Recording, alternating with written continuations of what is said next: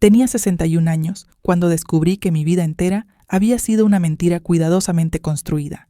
Esa mañana de marzo, mientras esperaba en el consultorio del cardiólogo, no imaginé que el verdadero golpe no vendría del médico. Mi corazón latía irregular desde hacía semanas. Palpitaciones nocturnas, mareos al subir escaleras. Pensé que la noticia sería sobre arterias y válvulas.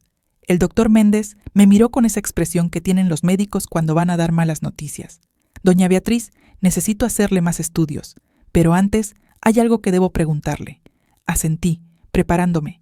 En su historial aparece un procedimiento de hace 32 años, una ligadura de trompas. ¿Usted lo recuerda? El consultorio se quedó en silencio. Mis manos se aferraron al bolso. No, dije. Debe haber un error. Está registrado en el hospital donde nació su hija, 3 días después del parto. 32 años. Camila tenía 32 años. Salí de ahí sin programar los estudios, sin importarme el corazón, porque acababa de entender por qué nunca pude volver a embarazarme. Por qué Ernesto, mi esposo, siempre decía que un solo hijo era suficiente. ¿Por qué cambió de médico después del nacimiento de Camila? Él lo sabía, él lo había autorizado. Llegué a casa temblando. Ernesto estaba en su estudio como siempre, revisando papeles, controlando las cuentas, administrando nuestra vida como si fuera una empresa de la que solo él era dueño. No le dije nada, todavía no. Subí al cuarto y busqué la caja donde guardaba los documentos viejos, actas de nacimiento, certificados, papeles amarillentos que nunca había revisado con cuidado. Y ahí, entre recibos de hospital y facturas antiguas, encontré un formulario de consentimiento. Mi nombre estaba escrito. Mi firma aparecía al final, pero esa no era mi letra. Me senté en el borde de la cama, las manos me temblaban tanto que el papel se sacudía. Ernesto había falsificado mi firma. Había decidido, sin consultarme, que yo no tendría más hijos. Durante 32 años, cada vez que lloré por no poder embarazarme, él me consolaba. Me decía que Dios sabría por qué, que tal vez era lo mejor, que teníamos a Camila y eso era suficiente. Y todo ese tiempo, él sabía la verdad. La puerta del estudio se abrió abajo. Escuché sus pasos en la escalera. «Beatriz, ¿ya llegaste?» «¿Qué dijo el doctor?» Guardé el papel debajo de la almohada. No era el momento. Todavía no. «Nada importante», respondí. «Solo más estudios. Esa noche no dormí». Me quedé mirando el techo mientras Ernesto roncaba a mi lado. 34 años de matrimonio. 34 años durmiendo junto a un hombre que había mutilado mi cuerpo sin mi permiso. ¿Qué más me habría ocultado? La respuesta llegó 3 días después. Camila vino a almorzar con su esposo, Rodrigo. Ellos vivían en una casa que Ernesto les había regalado cuando se casaron. Un regalo generoso, decía la gente. Un padre ejemplar. Yo preparé el estofado que a Camila le gustaba desde niña. Puse la mesa con el mantel bueno. Traté de actuar normal, pero algo había cambiado en mí. Ahora miraba todo con otros ojos. Y lo que vi me heló la sangre. Rodrigo le hablaba a Camila con un tono que me resultó familiar, condescendiente, controlador. «Mi amor, no comas tanto pan, ya sabes que te cae mal». Camila bajó el pan, no dijo nada. «¿Y ese vestido? ¿No tenías el azul? El azul te queda mejor». Mi hija asintió en silencio, como yo había sentido durante 34 años. Ernesto observaba la escena con una sonrisa, aprobando, como si Rodrigo fuera su alumno aventajado. «Rodrigo tiene razón», dijo mi esposo. «El azul es más elegante». Camila me miró.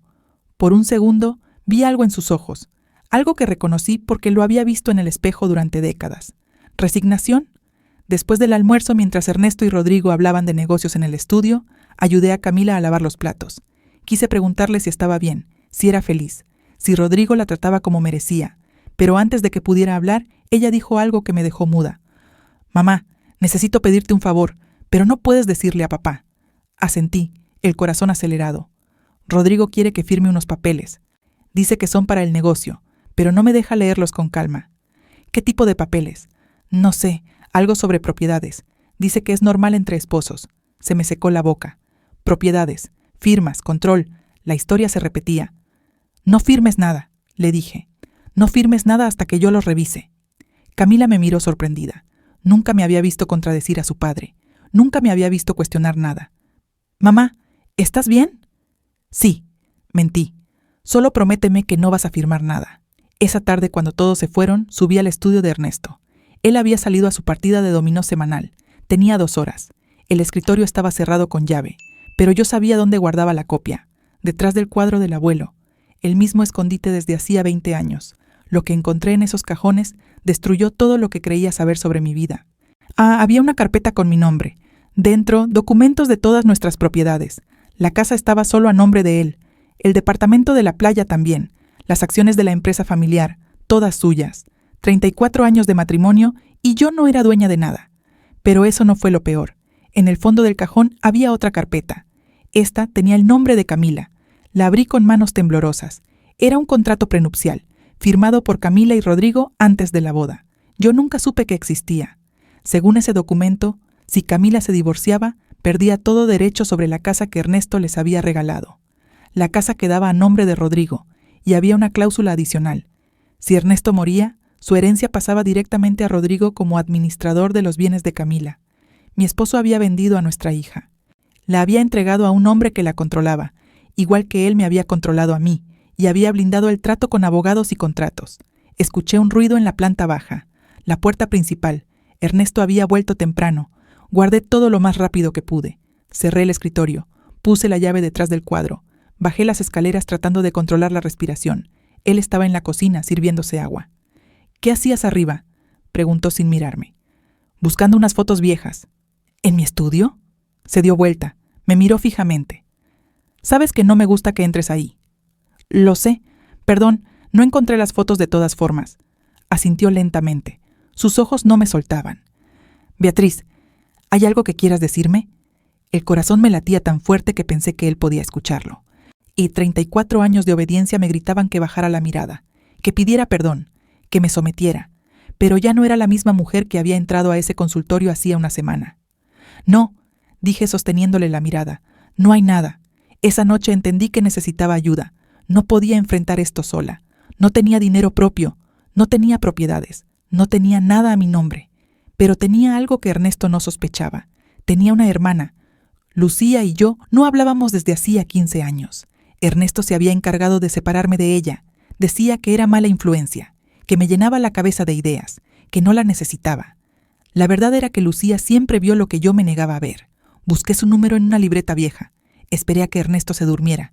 Fui al baño y cerré la puerta con llave. El teléfono sonó 3 veces. «¿Hola?». Se me quebró la voz. «Lucía, soy yo. Soy Beatriz». Silencio. Un silencio largo, cargado de 15 años de distancia. «Hermana», dijo finalmente, «¿qué pasó? ¿Qué te hizo?». Y entonces lloré. Lloré como no había llorado en décadas. Le conté todo entre sollozos. La ligadura, las propiedades, el contrato de Camila, el control absoluto. Lucía me escuchó en silencio. Cuando terminé, dijo 4 palabras que cambiaron todo. «Vente a mi casa». «No puedo, no tengo dinero, no tengo nada». «Beatriz, escúchame bien, eso es exactamente lo que él quiere que creas. Pero yo soy abogada. ¿Recuerdas? Hay leyes, hay formas. Ese hombre te debe 34 años de tu vida». Escuché pasos afuera del baño. «Tengo que colgar», susurré. «Llámame mañana. Y Beatriz, no firmes nada. Nada de nada». Colgué justo cuando Ernesto tocaba la puerta. «¿Beatriz?». «Sí, ¿con quién hablas?». «Con nadie. Solo no podía dormir». «Ven a la cama». Abrí la puerta. Él estaba parado ahí, mirándome con esos ojos que ahora me parecían los de un extraño.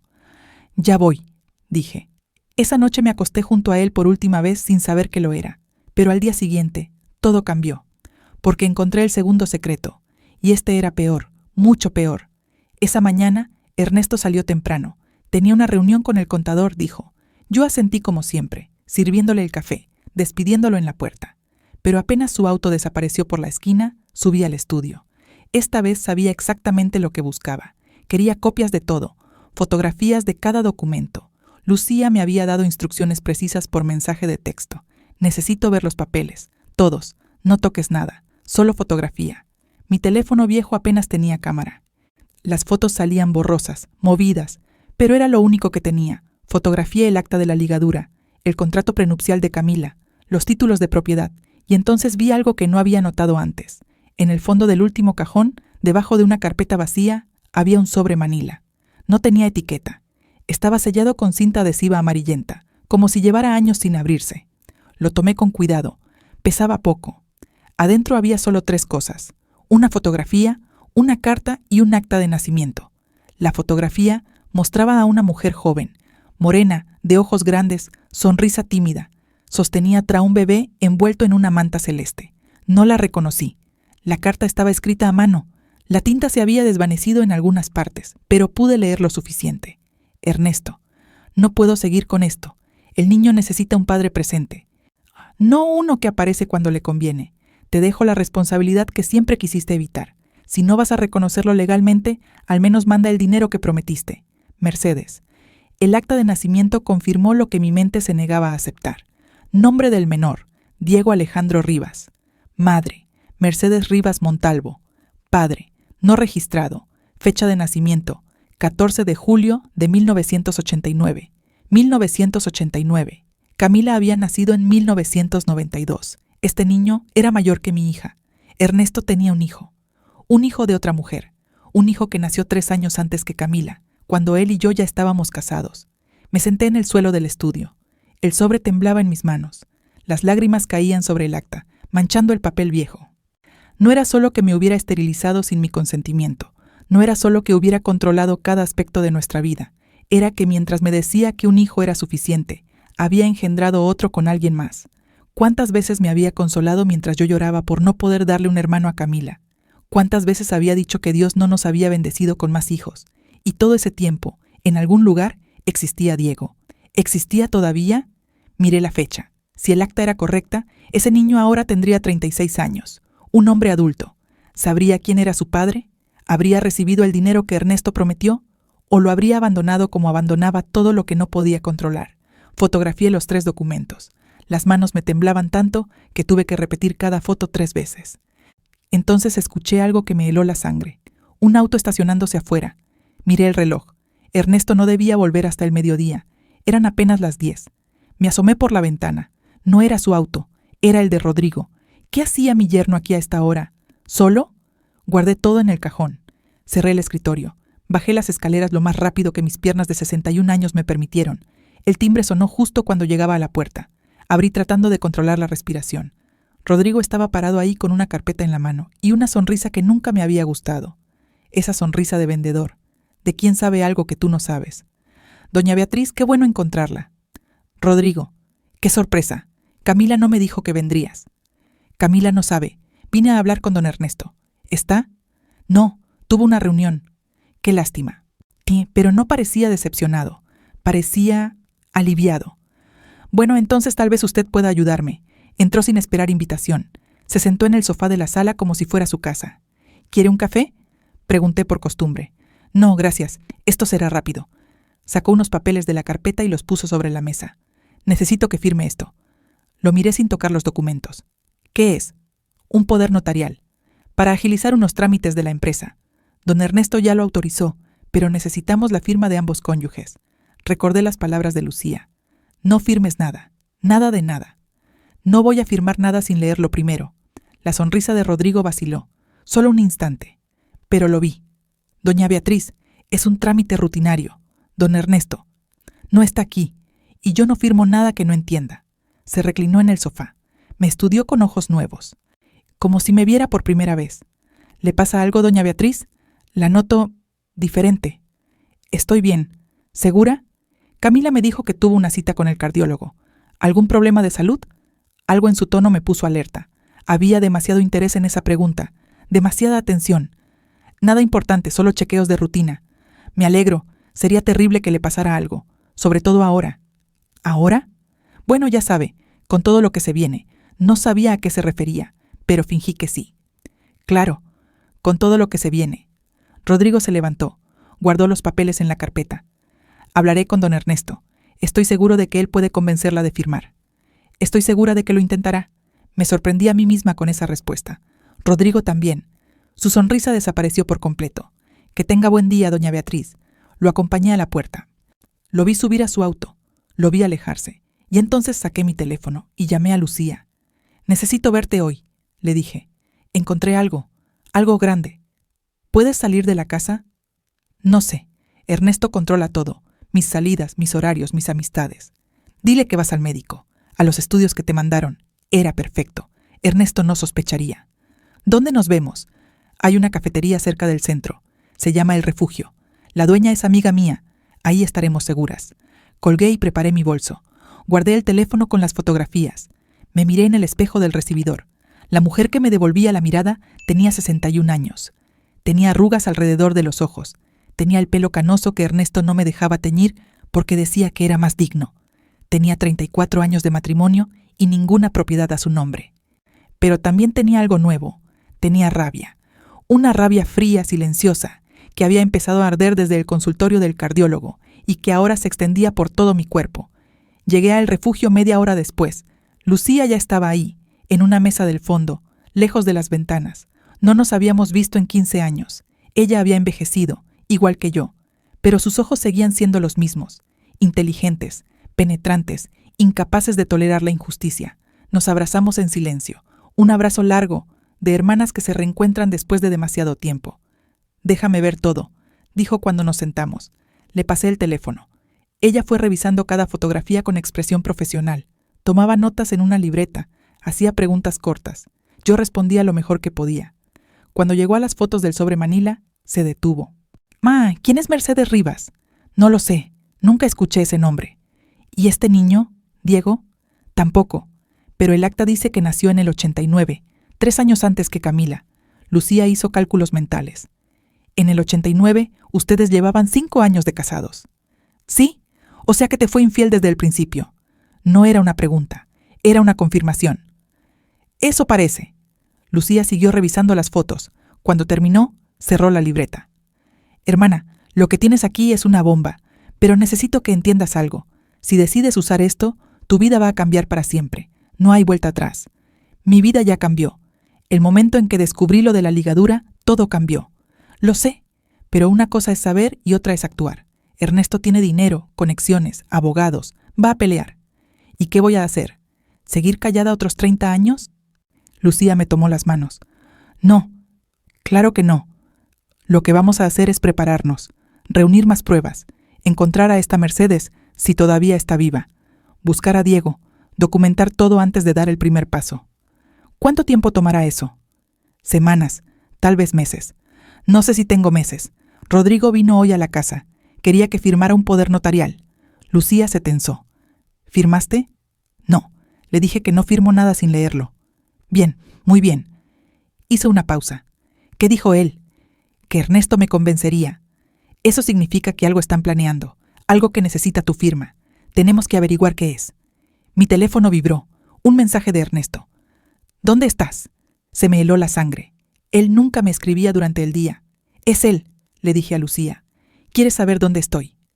«Dile que en el médico, que los estudios se tardaron». Escribí la respuesta con dedos temblorosos. «En el hospital, los estudios tomaron más tiempo del esperado. Ya casi termino». La respuesta llegó inmediato. «Rodrigo me dijo que te vio rara hoy. ¿Qué te pasa?» Lucía leyó el mensaje sobre mi hombro. Rodrigo le contó. «Eso significa que están juntos ahora mismo, probablemente planeando cómo manejarte». «¿Qué hago?» «O vuelve a casa. Actúa normal. Dile que estás cansada por los estudios. Y mañana vamos a empezar a investigar». Me levanté. El corazón me latía tan fuerte que casi dolía. «Lucía, tengo miedo». «Lo sé, pero ya no estás sola». Nos despedimos en la puerta. Ella me dio un teléfono viejo, de esos que no se rastrean fácil. «Úsalo solo para comunicarte conmigo. Guárdalo donde él no lo encuentre». Asentí. Guardé el teléfono en el fondo de mi bolso, debajo de un pañuelo. Cuando llegué a casa, Ernesto estaba en la sala, sentado en su sillón, esperándome. «Hola», dije intentando sonar normal. «Ya llegué». «Siéntate, Beatriz. Tenemos que hablar». Me senté frente a él. Las manos me sudaban. «Rodrigo me contó de tu visita y de tu negativa a firmar los papeles.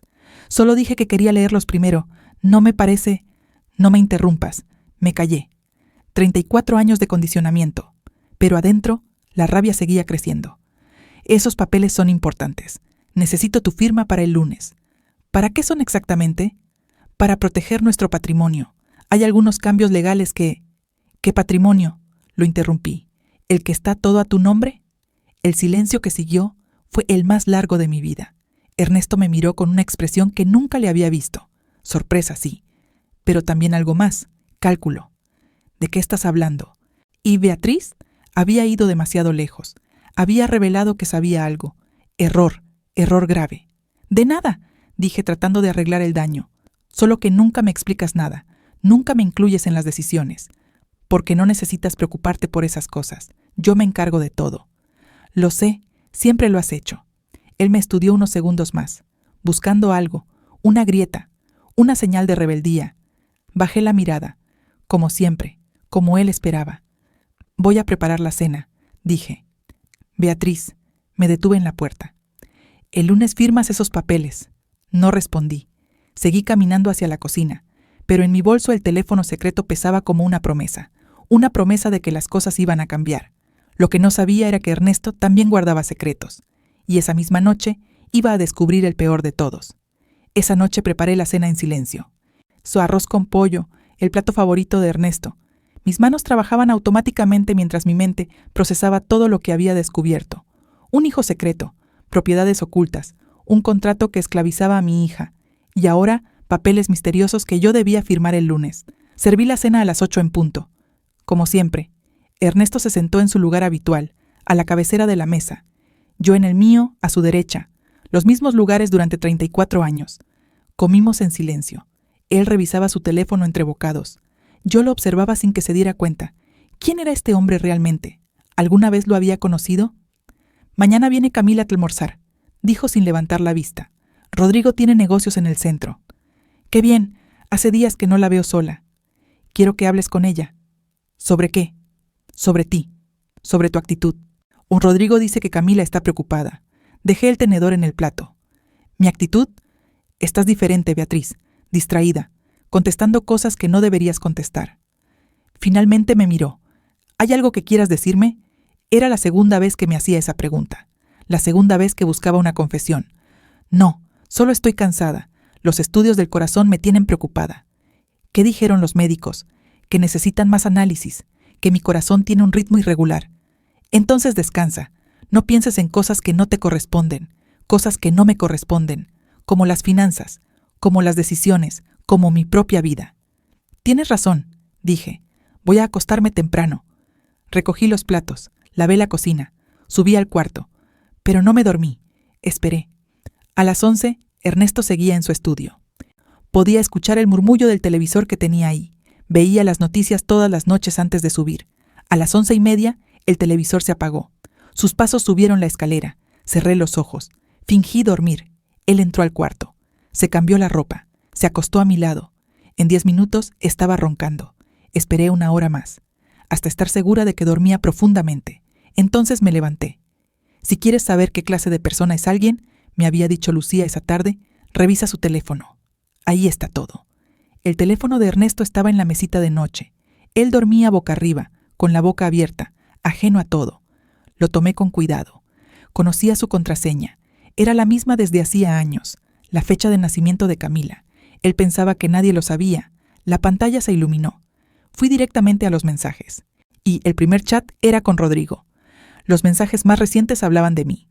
Rodrigo, creo que sospecha algo. Hoy me preguntó para qué eran los papeles. Ernesto, ¿qué le dijiste? Rodrigo, lo del trámite, pero no me creyó. Dijo que no iba a firmar nada sin leerlo. Ernesto, esto es culpa de ese médico. Le metió ideas en la cabeza. Rodrigo, ¿qué hacemos? Ernesto, yo me encargo. Tú prepara todo para el lunes. Si ella no firma voluntariamente, tengo otras formas. El mensaje terminaba con un emoji, una cara sonriente. Se me revolvió el estómago. Otras formas. ¿Qué significaba eso? Seguí leyendo los mensajes anteriores. Hablaban de números, de porcentajes, de transferencias, nombres de bancos que no conocía, cuentas en lugares que sonaban extranjeros. Y entonces encontré un mensaje que me dejó sin aire. Era de hace 3 semanas. Don Rodrigo escribía: el médico confirmó el diagnóstico. 6 meses, máximo 1 año. Ya avisé al notario. Y la respuesta de Ernesto: perfecto, hay que acelerar todo antes de que empeore. No quiero complicaciones. 6 meses, máximo 1 año. ¿De qué estaban hablando? ¿De mí? No, no podía ser. El cardiólogo no me había dicho nada de eso. Solo mencionó el ritmo irregular, los estudios adicionales. ¿O había algo que no me había contado? Mis manos temblaban tanto que casi se me cae el teléfono. Lo dejé en la mesita. Me senté en el borde de la cama tratando de respirar. Piensa, Beatriz, piensa. El médico había mencionado más estudios, pero no había hablado de ningún diagnóstico grave. No había mencionado meses de vida.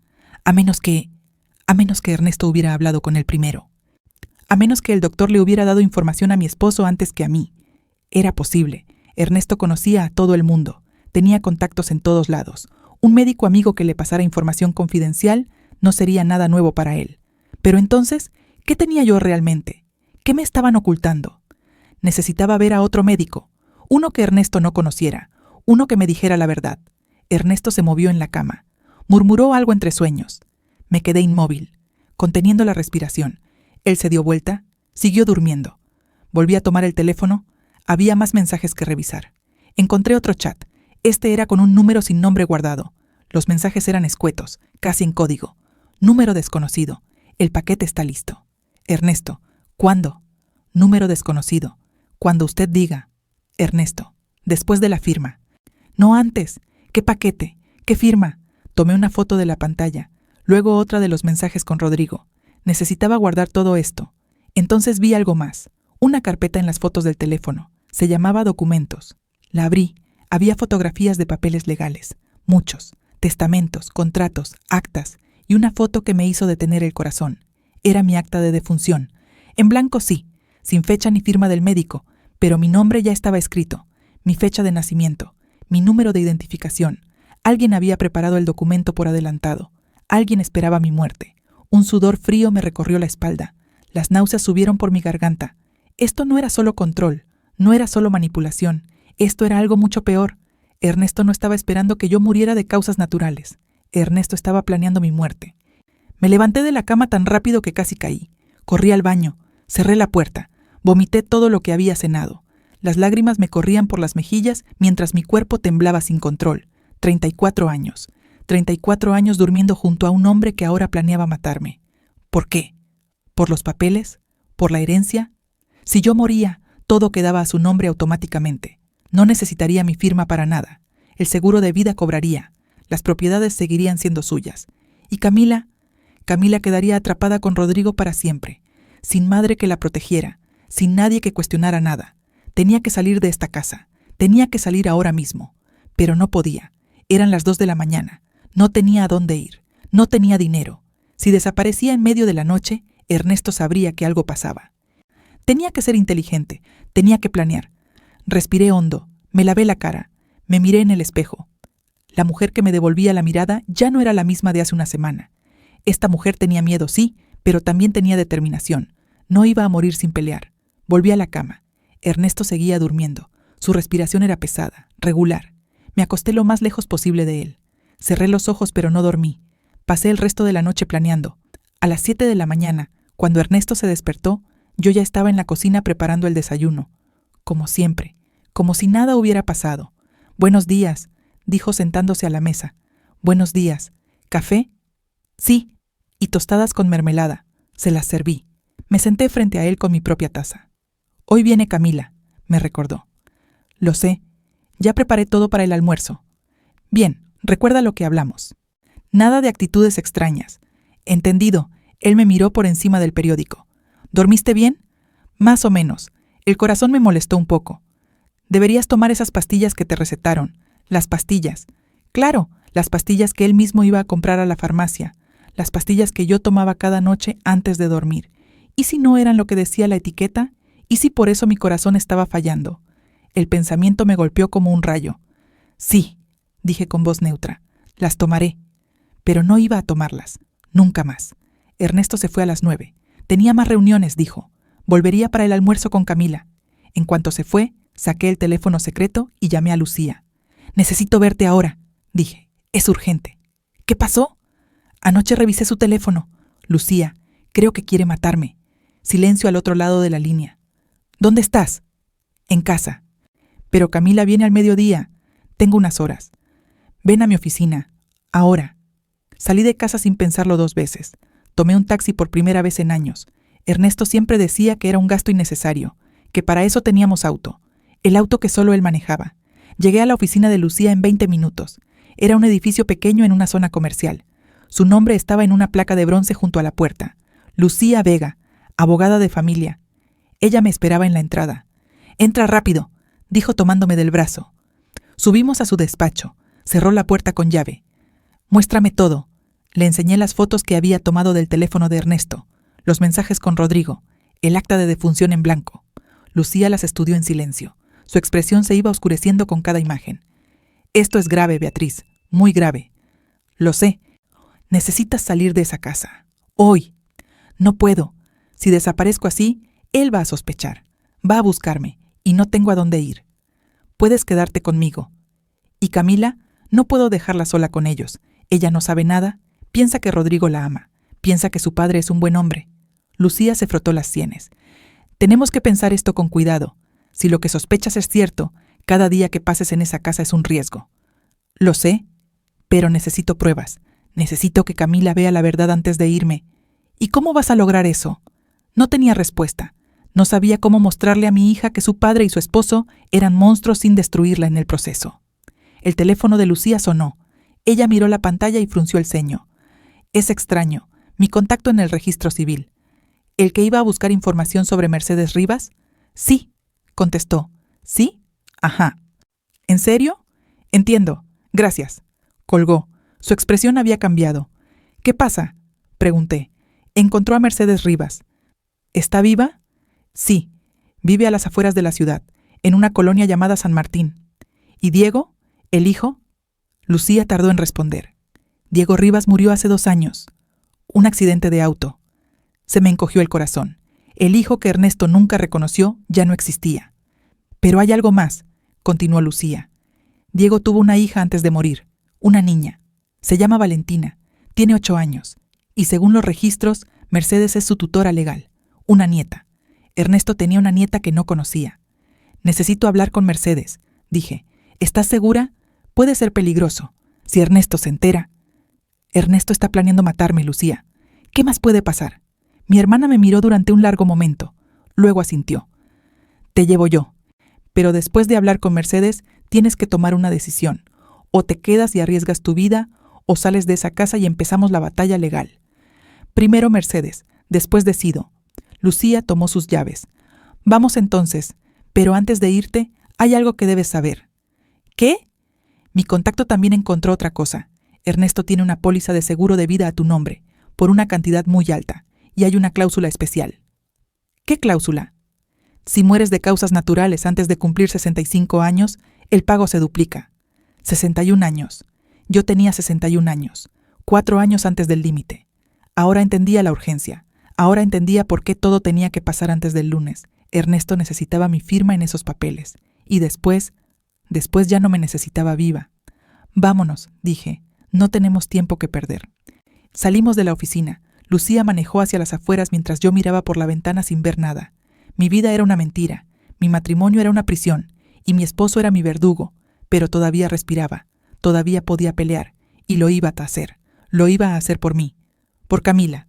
Por el hijo que nunca pude tener gracias a él. Y tal vez también por esa niña llamada Valentina, la sobrina que mi hija nunca supo que existía. Llegamos a San Martín 40 minutos después. Era una zona humilde pero limpia. Casas pequeñas con jardines cuidados, calles de tierra, perros callejeros durmiendo en las esquinas. La casa de Mercedes estaba al final de una cuadra. Era una construcción modesta, pintada de azul desteñido, con macetas de flores en las ventanas. ¿Lista?, preguntó Lucía. No, pero igual voy a entrar. Bajé del auto y caminé hacia la puerta. Mi corazón latía con fuerza, pero ya no sabía si era por la enfermedad o por el miedo. Toqué el timbre, pasos adentro, una sombra detrás de la cortina. La puerta se abrió y me encontré cara a cara con la otra mujer de Ernesto. Mercedes tenía mi edad, quizás unos años menos. El pelo canoso recogido en un moño, ojos cansados pero alertas. Cuando me vio, su expresión cambió. Tú debes ser Beatriz, dijo. Te estaba esperando. Me quedé inmóvil en el umbral. El viento movió las cortinas detrás de Mercedes. Un olor a café recién hecho llegaba desde adentro. ¿Cómo sabes quién soy?, pregunté. Porque te he visto en fotos, muchas fotos, durante muchos años. Mercedes se hizo a un lado. Entra, hay mucho que contarte. La casa era pequeña pero acogedora, muebles viejos, bien cuidados, fotos en las paredes. Y en casi todas ellas un joven de ojos oscuros que se parecía demasiado a Ernesto. Diego, el hijo que nunca conocí. Siéntate, dijo Mercedes señalando un sofá. ¿Quieres café? No. Gracias, solo quiero respuestas. Ella asintió. Se sentó frente a mí en una mecedora de madera. Pregunta lo que quieras. Ya no tengo nada que perder. ¿Cuánto tiempo estuviste con Ernesto? 7 años. Empezamos cuando él llevaba 2 años casado contigo. 7 años.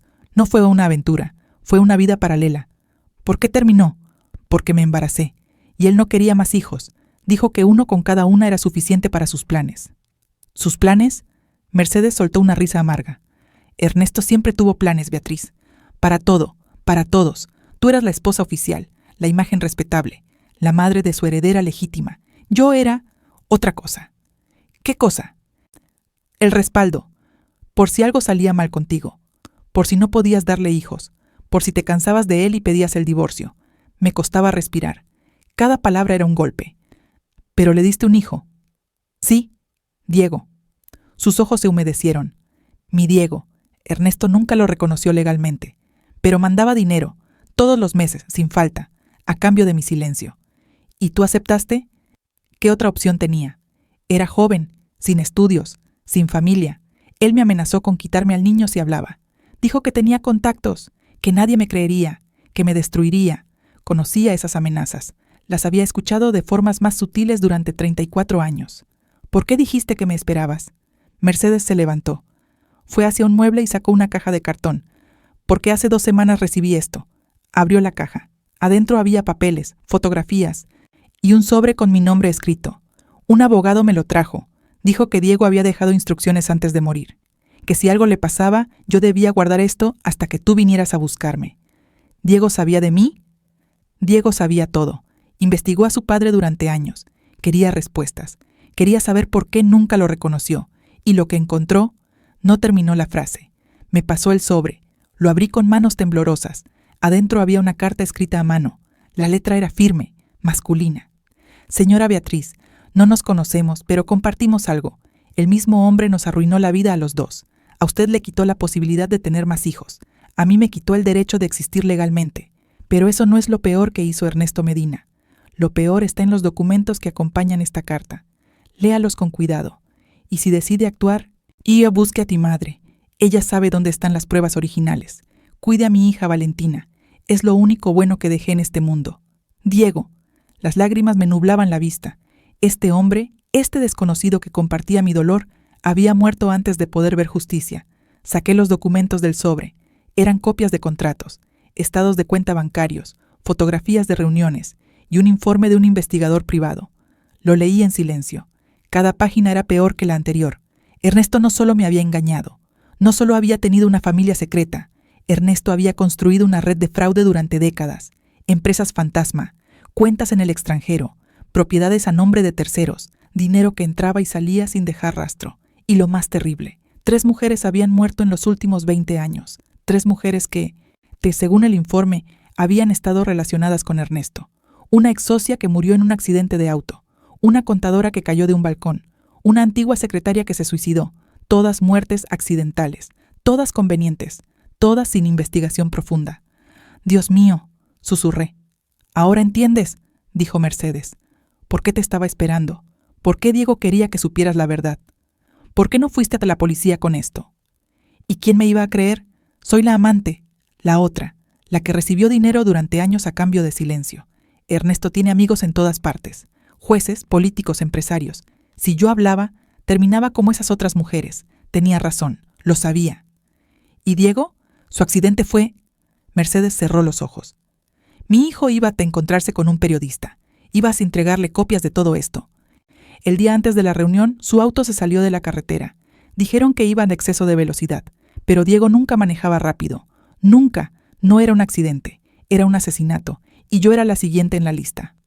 Tengo que irme, dije levantándome. Mi hija me espera para almorzar. Espera. Mercedes me tomó del brazo. Hay algo más. Fue hacia el pasillo y llamó en voz baja. Valentina, ven aquí un momento. Pasos suaves. Y entonces apareció una niña. Tenía 8 años, cabello oscuro, ojos grandes y curiosos. Se parecía a Diego, se parecía a Ernesto, se parecía a Camila cuando era pequeña. Esta es Valentina, dijo Mercedes. Tu esposo no sabe que existe, y quiero que siga siendo así. La niña me miró con una mezcla de timidez y curiosidad. ¿Quién es ella, abuela? Una amiga, mi amor. Ve a jugar a tu cuarto. Valentina obedeció. Sus pasos se alejaron por el pasillo. Si Ernesto se entera de que tiene una nieta, continuó Mercedes, va a querer controlarla, como controló a Diego, como te controló a ti, como controla a tu hija. No voy a decirle nada. Lo sé, por eso te estoy confiando esto. Me apretó las manos. Beatriz, sé que no me debes nada. Sé que fui parte de tu dolor, pero te pido un favor. ¿Qué favor? Destruye a ese hombre. Hazlo por ti, por Camila, por Diego, por todas las mujeres que ya no pueden hablar. Asentí lentamente. Lo voy a intentar. Salí de esa casa con el peso del mundo sobre mis hombros. Lucía me esperaba en el auto, tensa. ¿Qué pasó? Le conté todo durante el camino de regreso, cada detalle, cada documento, cada muerte sospechosa. Cuando terminé, Lucía manejaba en silencio. Esto ya no es solo un divorcio, dijo finalmente. Esto es criminal, necesitamos ayuda. ¿Qué tipo de ayuda? Tengo un contacto, un fiscal que no le debe favores a nadie. Si le entregamos esto con cuidado, podemos abrir una investigación sin que Ernesto se entere. Y mientras tanto, ¿qué hago? Vuelves a casa, actúas normal, firmas lo que te pidan el lunes. ¿Qué? ¿Estás loca? Escúchame, si no firmas, Ernesto va a sospechar, va a acelerar sus planes. Necesitamos tiempo para preparar el caso. No puedo firmar, esos papeles me quitan todo. Beatriz, si Ernesto decide que eres un problema, no vas a llegar al martes. Tu firma en un papel es menos importante que tu vida. Tenía razón, lo odiaba, pero tenía razón. ¿Cuánto tiempo necesitas? 1 semana, 2 como máximo. Mientras tanto, no tomes las pastillas que él te da. No comas nada que solo él haya preparado. Y mantén el teléfono que te di siempre cargado. Llegué a casa justo a tiempo. Ernesto ya estaba ahí, Camila también. Mamá, ¿dónde estabas? Preguntó mi hija cuando entré. En el médico, más estudios. Papá dijo que llegarías temprano. El tráfico estaba terrible. Ernesto me observaba desde el sillón. Su mirada era fría, calculadora. ¿Todo bien con los estudios? Sí, todo normal. El almuerzo transcurrió en una tensión que solo yo percibía. Camila hablaba de su trabajo, de planes para remodelar la casa, de un viaje que Rodrigo quería hacer. Yo la miraba y veía a la niña que había sido. Inocente, confiada, sin saber que su padre era un monstruo y su esposo, su cómplice. ¿Cómo iba a decirle la verdad? ¿Cómo iba a destruir todo lo que ella creía? Mamá, ¿estás bien? Preguntó Camila de pronto. Estás muy callada. Solo cansada, mi amor. Que los estudios me agotan. Deberías descansar más. Papá dice que últimamente estás muy distraída. Papá dice, siempre papá dice. Tu papá tiene razón, respondí mirando a de Ernesto. Voy a hacerle caso. Él sonrió. Esa sonrisa de satisfacción que yo conocía también. No sospechaba nada. Bien. Esa tarde, después de que Camila se fue, encontré un momento para hablar con ella a solas. La acompañé hasta su auto. Hija, necesito preguntarte algo, y necesito que me digas la verdad. Claro, mamá. ¿Qué pasa? ¿Eres feliz? ¿Con Rodrigo? Camila se quedó en silencio un momento. Sus ojos evitaron los míos. Claro que sí. ¿Por qué preguntas? Porque te conozco, porque eres mi hija, y porque veo cosas que tú tal vez no quieres ver. Mamá, no sé de qué hablas. Camila, si alguna vez necesitas ayuda, si alguna vez quieres irte, yo voy a estar ahí. ¿Entiendes? Pase lo que pase, yo voy a estar ahí. Mi hija me miró con una expresión que no pude descifrar. Confusión tal vez, o algo más profundo. Mamá, ¿te pasa algo? Estás muy rara últimamente. No me pasa nada. Solo quiero que sepas que te amo, más que a nada en el mundo. La abracé. Ella me devolvió el abrazo, pero sentí su rigidez. Tantos años de condicionamiento, tantos años aprendiendo a desconfiar de las emociones. Te quiero, mamá, dijo. Pero de verdad, estoy bien, no te preocupes. Se subió al auto. Se fue. Y yo me quedé ahí, parada en la puerta, sabiendo que mi hija estaba tan atrapada como yo. Los días siguientes fueron los más largos de mi vida. Dejé de tomar las pastillas, las escondía debajo de la lengua y las escupía después. Empecé a sentirme diferente, más lúcida, menos cansada. ¿Qué me había estado dando Ernesto todos estos años? Lucía se comunicaba conmigo a través del teléfono secreto. El fiscal había aceptado revisar los documentos, pero necesitaba más tiempo para verificar todo. Aguanta un poco más, me decía. Ya casi estamos. El domingo por la noche, Ernesto me recordó sobre la firma del lunes. El notario viene a las 10. Rodrigo también estará aquí. Entendido. Beatriz, dijo con un tono que me heló la sangre. No me decepciones. No respondí. Solo asentí. Esa noche casi no dormí. Sabía que el lunes iba a cambiar todo. de una forma u otra.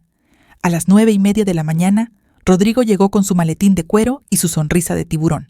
El notario era un hombre mayor, nervioso, que evitaba mirarme a los ojos. «Los papeles están listos», dijo Rodrigo. «Solo necesitamos su firma, doña Beatriz». Me senté a la mesa. Los documentos estaban frente a mí. Páginas y páginas de texto legal que apenas entendía. «¿Qué estoy firmando exactamente?», pregunté. «Un poder general», dijo Ernesto, «para facilitar los trámites de las propiedades». «¿Y si quiero que un abogado lo revise primero?». El silencio que siguió fue denso. Rodrigo y Ernesto intercambiaron una mirada. «No es necesario», dijo mi esposo. «El notario puede explicarte cualquier duda». El notario carraspeó. «Es un documento estándar, señora. Nada fuera de lo común». Mentira. Todo en esta habitación era una mentira. Pero recordé las palabras de Lucía. Necesitaban tiempo. Yo necesitaba sobrevivir. Tomé el bolígrafo, y en ese momento sonó el timbre de la puerta. Ernesto frunció el ceño. «¿Quién será?». Rodrigo fue a abrir. Escuché voces. Varias voces. Y entonces la puerta de la sala se abrió de golpe. Lucía entró primero. Detrás de ella, Tate, un hombre de traje que yo no conocía. Y detrás de él, 2 agentes de policía. «Ernesto Medina», dijo el hombre del traje. «Soy el fiscal Aguirre. Tiene derecho a guardar silencio». «¿Qué significa esto?», gritó Ernesto levantándose. «¿Quién autorizó esta intromisión?». «Tenemos una orden de arresto, por fraude, lavado de dinero y sospecha de homicidio en 3 casos». Rodrigo intentó huir por la puerta trasera. Uno de los agentes lo interceptó.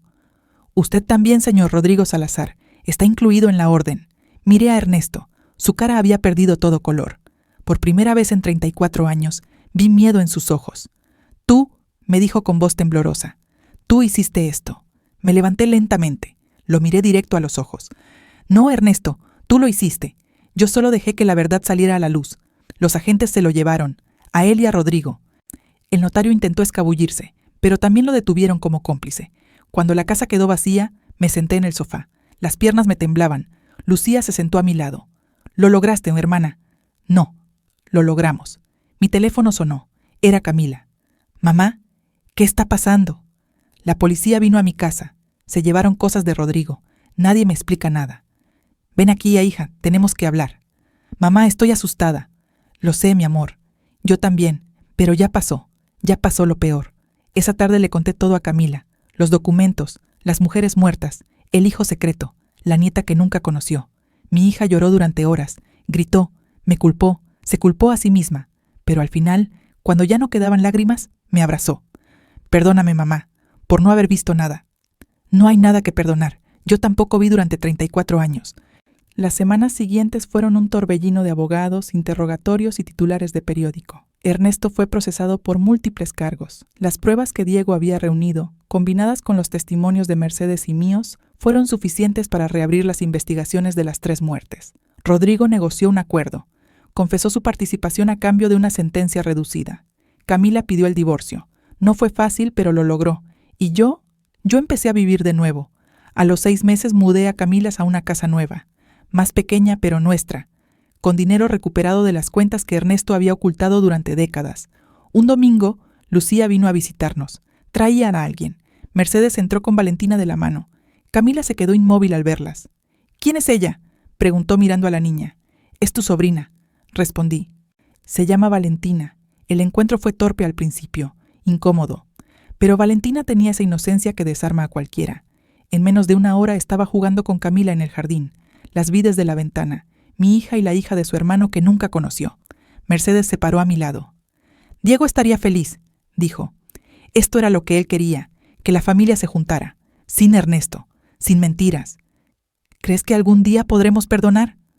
«No lo sé, pero podemos intentar sanar. Eso ya es bastante». El juicio duró 8 meses. Ernesto fue condenado a 25 años de prisión. No saldrá vivo de ahí. El día de la sentencia fui al tribunal. Necesitaba verlo una última vez. Cuando se lo llevaron esposado, nuestros ojos se encontraron. No había rabia en su mirada, solo vacío. El vacío de un hombre que lo perdió todo, porque creyó que podía controlarlo todo. «Adiós, Ernesto», susurré. No me escuchó, ya no importaba. Salí del tribunal con Camila de un lado y Lucía del otro. El sol brillaba afuera. Un día hermoso de primavera. Tenía 62 años. Había perdido 34 de mi vida junto a un hombre que nunca me amó. pero me quedaban años por delante, años de libertad, de verdad, de familia. ¿Qué quieres hacer ahora, mamá?, preguntó Camila. Lo pensé un momento. Quiero conocer a mi nieta, la que nunca supe que tenía. Fuimos a casa de Mercedes. Valentina nos recibió con un dibujo que había hecho. Era una casa con un jardín, y adentro muchas figuras de colores. ¿Quiénes son?, pregunté. Mi familia, dijo ella con una sonrisa. Tú, mi abuela Mercedes, Camila y yo. La abuela Lucía está ahí también. ¿Ves? Miré el dibujo, figuras imperfectas, colores mezclados, proporciones imposibles, pero era lo más hermoso que había visto en mi vida. Sí, mi amor, dije abrazándola, veo perfectamente. Esa noche, antes de dormir, escribí en un diario que había empezado a llevar. A los 61 años descubrí que mi vida era una mentira. A los 62 empecé a construir una nueva. No es la vida que imaginé, no es perfecta, pero es mía. Por primera vez en más de 3 décadas, es completamente mía. Cerré el diario, apagué la luz y dormí en paz. Por primera vez en 34 años, dormí sin miedo. La justicia tiene un precio, el mío fue alto, pero valió cada lágrima, cada noche en vela, cada momento de terror, porque al final la verdad siempre encuentra su camino, y cuando lo hace, ya ni siquiera los hombres más poderosos pueden esconderse de ella. Si esta historia te atrapó, si llegaste hasta aquí, entonces eres parte de algo especial. Suscríbete al canal para no perderte las próximas historias. Y déjame un comentario. ¿Qué hubieras hecho tú en el lugar de Beatriz? ¿Hubieras tenido el valor de enfrentar la verdad? Nos vemos en la próxima historia.